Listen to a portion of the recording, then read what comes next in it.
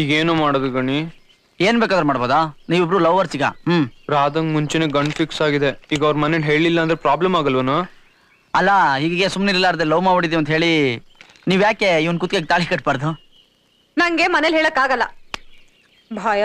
ಅಲ್ಲ, ಗಂಡಸರಾಗಿ ನೀವೇ ಎಷ್ಟು ಭಯ ಬಿದ್ರೆ ನಮ್ ಹುಡುಗಿ ಕತೆ ಹೇಗೆ? ಸ್ಟಾಪ್ ಇಟ್ ಗಣಿ, ಡೂ ಸಮಥಿಂಗ್ ಮ್ಯಾನ್.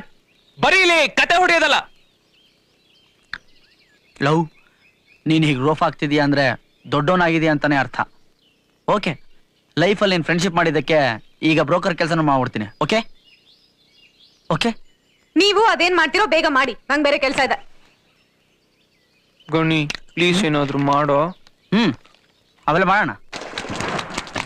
ಅಂಕಲ್,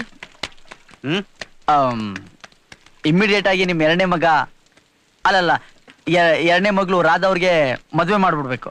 ಇವಳಿಗೆ ಗಂಡು ನೋಡಾಗಿದೆಯಲ್ಲ, ಈಗ ಯಾಕೆ ಪ್ರಶ್ನೆ? ಅಲ್ಲ, ಇವರು ನೋಡಿದ ಅರ್ಧ ಗಂಟೆಗೆ ಓಡೋಗ್ಬಿಟ್ಟಿದ್ದಾನೆ. ಈಗ ನಾನೊಂದು ಬ್ರ್ಯಾಂಡ್ ನ್ಯೂ ಗಂಡ ರೆಡಿ ಮಾಡಿದ್ದೀನಿ. ಇವನೇ. ರಾಧಾನು ಓಕೆ ಅಂದಿದ್ದಾಳೆ, ಯಾವ್ದಕ್ಕೂ ಇರ್ಲಿ ಮದುವೆ ಮಾಡ್ಬಿಡಿ, ಸೇಫ್ಟಿಗೆ. ರಾಧಾ